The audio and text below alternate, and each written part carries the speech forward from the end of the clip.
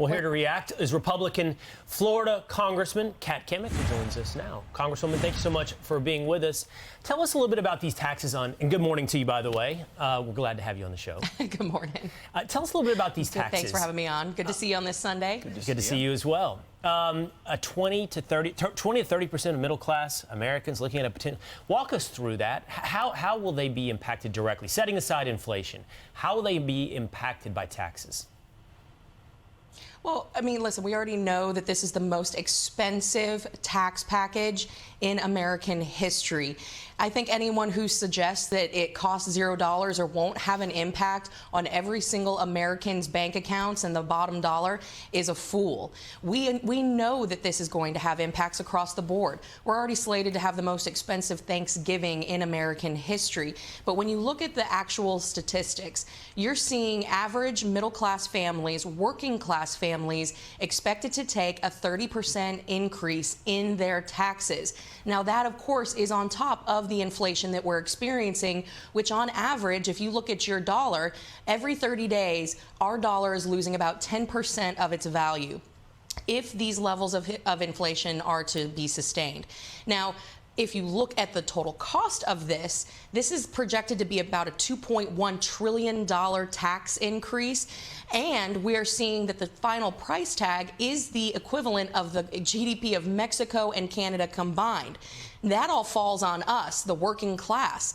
And for the White House to say that this costs zero and they want to move this through without a CBO score, I think that is disingenuous and harmful to the American people. But we already know that they don't really care because they're going to achieve their agenda no matter what. And that is what is the most scary thing about this reconciliation bill. Congresswoman, it's actually insulting to tell the American people that it's free. I mean, the only thing free is sunshine and God's love. That's it. People aren't stupid, and they also know that all this spending, all this printing is going to cause more inflation, and that's going to hurt them. That's a tax as well. I want to move on to what's happening at our border. We've been talking about it all this morning.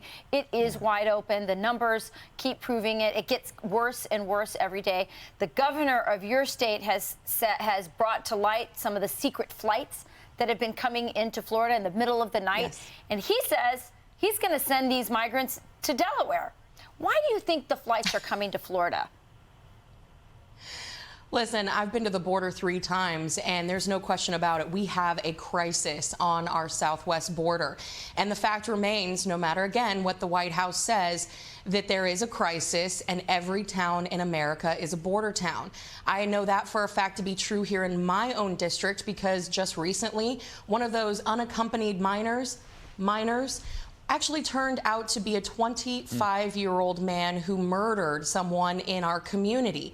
Now, when you look at the flights that are going on, the FAA has refused to give members of Congress like myself and my colleagues access to the manifest. They are covering this up at the discretion of the administration, and they will not give us information of who is coming in and when they're bringing them in. And of course, they have to do it in the dead of night because like Nancy Pelosi, you pass things in the dead of night because you don't want the American people to know what's in it. Just like this administration is flying people into our communities in the dead of night, they don't want us to know who's on those planes.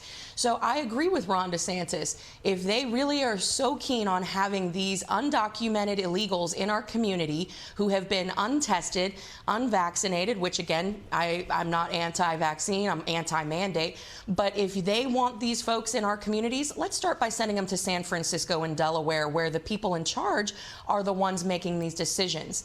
It's absolutely a slap in the face to every single American who has done things the right way. They pay their taxes, they are good citizens, and then of course we know you can't protect your hometowns if you can't defend the homeland, and of course this administration wants to defund police. So they are tying the hands of Americans, they are tying the hands of our first responders, and they're continuing to perpetuate this crisis at the southwest border by encouraging people to come here. And we know that. And our own elected governors and elected representatives are not allowed to know who's on the flights. It's insane. Isn't that crazy? It is crazy.